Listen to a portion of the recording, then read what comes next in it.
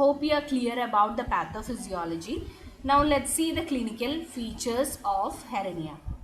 So the clinical features are hernia may not be noticeable for several weeks or months after birth. So ജനിക്കുമ്പോൾ തന്നെ ഈ ഒരു inguinal hernia ആയിട്ട് ജനിക്കുന്ന കുട്ടികളാണെങ്കിൽ പോലും ഹെർണിയ കുറച്ച് നാളത്തേക്ക് അത്ര നോട്ടീസബിൾ ആവണം എന്നില്ല. When the infant cries or strains, the abdominal contents protrude into the sac due to increased intra-abdominal pressure and a resulting inguinal painless swelling of varying sizes can be seen. So normally കുട്ടിയുടെ ആ ഒരു inguinal ഏരിയയിൽ നോക്കുകയാണെങ്കിൽ നമുക്ക് bulge ഒന്നും കാണാൻ പറ്റില്ല. നേരെ മറിച്ച് കുട്ടി കരയാണ് അല്ലെങ്കിൽ വളരെ സ്ട്രെയിൻ ചെയ്യുകയാണ് എങ്കിൽ അബ്ഡോമിനൽ പ്രഷർ കൂടുന്നത് കാരണം the contents may migrate into the inguinal region. ആ ഒരു പോർഷനിൽ നമ്മൾക്ക് സ്വെല്ലിംഗ് ആ ഒരു സമയത്ത് കാണാനായിട്ട് പറ്റും, പക്ഷെ അത് പെയിൻലെസ് ആവും. And the swelling disappears once a baby is calm. Baby തിരിച്ച് സ്ലീപ്പിലേക്ക് പോവാണ് അല്ലെങ്കിൽ ആ കരച്ചിലൊക്കെ നിർത്തി ഇൻട്രാ അബ്ഡോമിനൽ പ്രഷർ കുറയുമ്പോൾ ആ സ്വെല്ലിങ്ങും അതിൻ്റെ ഒപ്പം പോകും. So this is the first thing to be noted. ബേബിക്ക് കുറച്ച് ജനിച്ചു കഴിഞ്ഞ് കുറേ നാളത്തേക്ക് നമ്മളിത് നോട്ടീസ് ചെയ്തെന്ന് വരില്ല. യൂഷ്വലി ബേബി കരയാണ് അല്ലെങ്കിൽ സ്ട്രെയിൻ ചെയ്യുകയാണ് എങ്കിൽ ആ സമയത്ത് ഇൻട്രാ അബ്ഡോമിനൽ പ്രഷർ കൂടാനായിട്ടുള്ള സാധ്യതയുണ്ട്. ആ സമയത്താണ് ഇൻഗ്വൈനൽ കനാലിലേക്ക് ഈ കണ്ടൻസ് ഒക്കെ മൈഗ്രേറ്റ് ചെയ്യുന്നത്. അപ്പോൾ നമ്മൾക്ക് ഇൻഗ്വൈനൽ റീജിയനിൽ ഒരു സ്വെല്ലിംഗ് കാണാനായിട്ട് പറ്റും. അത് പെയിൻലെസ് ആണ്. ഇനിയിപ്പോൾ സ്വെല്ലിംഗ് കുട്ടി തിരിച്ച് നോർമൽ മൂഡിലേക്ക് വരികയാണ് അല്ലെങ്കിൽ കാം ആവുകയാണെങ്കിൽ ആ സ്വെല്ലിംഗ് ഡിസപ്പിയർ ചെയ്യും. When a loop of intestine is caught in the sac, usually at the inguinal ring, features of intestinal obstruction arises. ഇനിയിപ്പോൾ ഇൻഗ്വൈനൽ കനാൽ വളരെ സ്മോൾ ആണ്, അവിടുത്തെ ഇൻഗ്വൈനൽ റിങ് ഭയങ്കര ടൈറ്റ് ആണ് എങ്കിൽ ഒരു പ്രാവശ്യം പ്രൊട്രൂഡ് ചെയ്ത കണ്ടൻസിന് തിരിച്ച് നോർമൽ പൊസിഷനിലേക്ക് പോകാനായിട്ട് ബുദ്ധിമുട്ടുണ്ടാവും. സോ ഇൻ ദാറ്റ് കേസസ് എന്താ പറ്റുക, ഇൻഡസ്റ്റൈൻ ഈ ഒരു റിങ്ങിൻ്റെ അകത്ത് ഞെരുങ്ങിയിട്ടാണ് ഇരിക്കുക. അപ്പോൾ എന്തുണ്ടാവും, ഇൻഡസ്റ്റൈനൽ ഒബ്സ്ട്രക്ഷൻ ഉണ്ടാവും. അതുകൊണ്ട് തന്നെ ഇൻഡസ്റ്റൈനൽ ഒബ്സ്ട്രക്ഷൻ്റെ ഫീച്ചേഴ്സായ bilious vomiting, cramping pain, abdominal distension, fever, irritability and restlessness are found.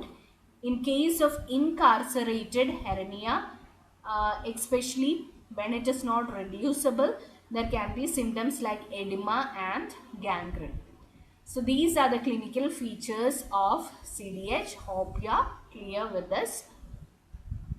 Coming to the diagnosis, a detailed history collection is to be taken. A physical examination is to be done in order to observe for any swelling at the inguinal region, especially when the baby is irritated or agitated.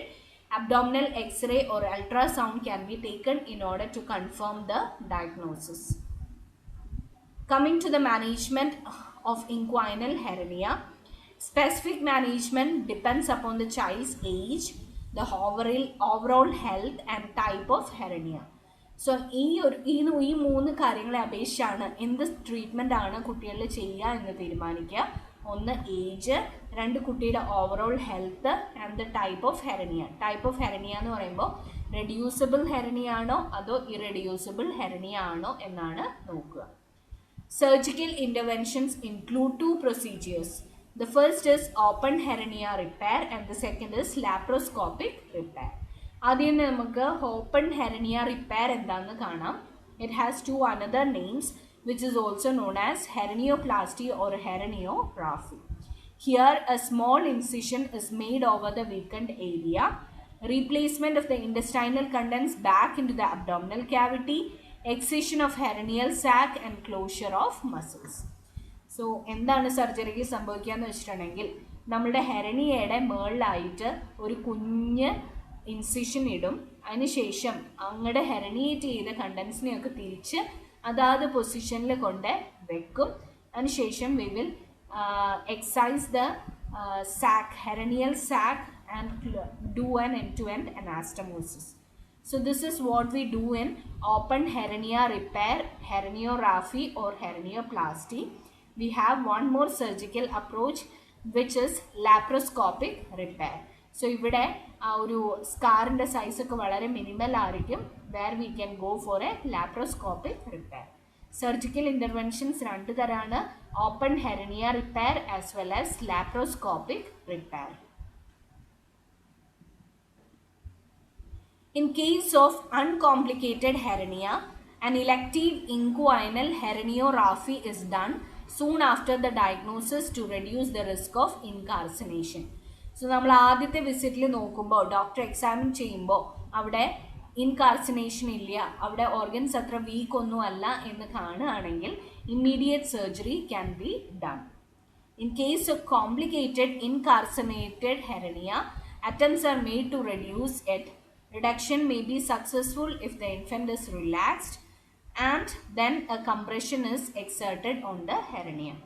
So ഇനിയിപ്പോൾ complicated case ആണ് എങ്കിൽ നമ്മൾ ആദ്യമേ we will give an attempt in order to reduce the hernia. Reduction, it can be successful when the baby is relaxed. അപ്പോൾ ബേബിനെ relax ചെയ്യിപ്പിക്കാനായിട്ട് we can give a warm bath, a pacifier, etc.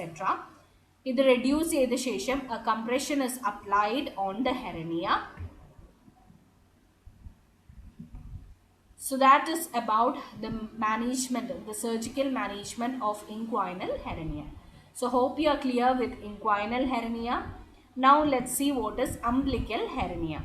So ചില കുട്ടികളെ നിങ്ങൾ ശ്രദ്ധിച്ചിട്ടുണ്ടാവും, അവരുടെ അംബ്ലിക്കസ് ഇങ്ങനെ വീർത്തൊരു balloon പോലെ ആയിരിക്കും ഇരിക്കുക. So we may feel എന്തുകൊണ്ടാണ് കുട്ടിക്ക് ഇങ്ങനത്തെ ഒരു അംബ്ലിക്കസ് ഉണ്ടാവുക എന്ന് പലപ്പോഴും നമുക്ക് തോന്നിയെന്ന് വരാം. That is due to an umbilical hernia. So ഈ പടത്തിൽ കാണുന്ന പോലെയാണ് ഇതുപോലെ ഒരു കുഞ്ഞ് ബലൂൺ പോലെ കുട്ടിയുടെ അംബ്ലിക്കൽ റീജിയൻ വീർത്തിരിക്കുന്ന കണ്ടീഷനാണ് umbilical ഹെർനിയ. Umbilical hernia occurs in about 10% of all children, more often in girls than boys. It is more frequently occurring in premature infants. So umbilical hernia 10% incidence ആണ് ഇതിനുള്ളത്. ഗേൾസിലാണ് കൂടുതൽ affected and it is more common among premature infants. Coming to the pathophysiology, when the infant is growing and developing during pregnancy, there is a small opening in the abdominal muscle so that the umbilical cord can pass through. So നമ്മുടെ foetus അമ്മയുടെ വയറ്റിൽ കിടന്ന് വളരുന്ന സമയത്ത് നമ്മുടെ abdominal വാളിൽ ഒരു ചെറിയ opening ഉണ്ടാവും. എന്തിനു വേണ്ടിയിട്ടാണ്? ഈ അംബ്ലിക്കൽ കോഡ് ഒന്ന് അറ്റാച്ച് ചെയ്യാനായിട്ടുള്ള പൊസിഷനാണ് അത്. After birth this opening closes as the child matures. Any incomplete closure may lead to an herniation. A loop of intestine can move into the opening between the abdominal muscles and cause hernia. So usually infants grow ചെയ്യുമ്പോൾ അവരുടെ umbilical code attach ചെയ്യാനായിട്ട് abdominal മസിൽസിൽ ഒരു ചെറിയ opening ഉണ്ടാവും. ബർത്തിന് ശേഷം ഈ ഒരു opening automatically closed ആവും. ഇത് ഇൻകംപ്ലീറ്റ് ആയിട്ടാണ് ക്ലോസ് ചെയ്യുന്നതെങ്കിൽ it may leave behind this openings through which the contents may herniate. Usually a loop of intestine that moves into the opening between the abdominal muscles and the hernia. Coming to the clinical features, ആ പടത്തിൽ കണ്ടതാണ് exactly clinical feature. ഒരു വലിയ bulge കാണാൻ പറ്റും കുട്ടിയുടെ umbilical ഏരിയയിൽ. So it appears as a bulge or a swelling in the belly button area or the umbilical area. The swelling is more noticeable when the child cries. ഇതിന്റെ കാരണം നമ്മൾ നേരത്തെ പറഞ്ഞു, because when the child cries or strains, the intra-abdominal pressure increases. If the physician pushes gently on the bulge, the baby is calm. When the baby is calm, it will become smaller and go back into the abdomen.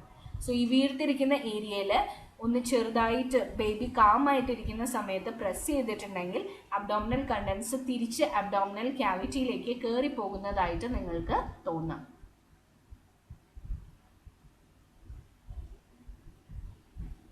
Coming to the diagnosis, a history and a physical examination as well as an abdominal X-ray may aid in the diagnosis of umbilical hernia. And coming to the management, by 1 year of age, normally the opening closes by its own without surgery. So നമ്മൾ ഇവിടെ wait ചെയ്താൽ മതിയാവും, തന്നെ reduce ആവും. Surgical repair is done if the hernia becomes bigger with age, is not reducible, still present after 3 years. ഈ 3 സിറ്റുവേഷൻസിലാണ് നമ്മൾ surgery ചെയ്യുക. ഒന്നെങ്കിൽ ഹെർനിയയുടെ സൈസ് വളരെ കൂടി വരികയാണ്, അത് തന്നെ റെഡ്യൂസ് ചെയ്യാനായിട്ട് പറ്റുന്നില്ല, അല്ലെങ്കിൽ 3 വയസ്സ് കഴിഞ്ഞിട്ടും കുട്ടിക്ക് ഈ ഒരു പ്രോബ്ലം ഉണ്ട് എങ്കിൽ സർജറി ചെയ്യും. surgery. Here a small incision is made in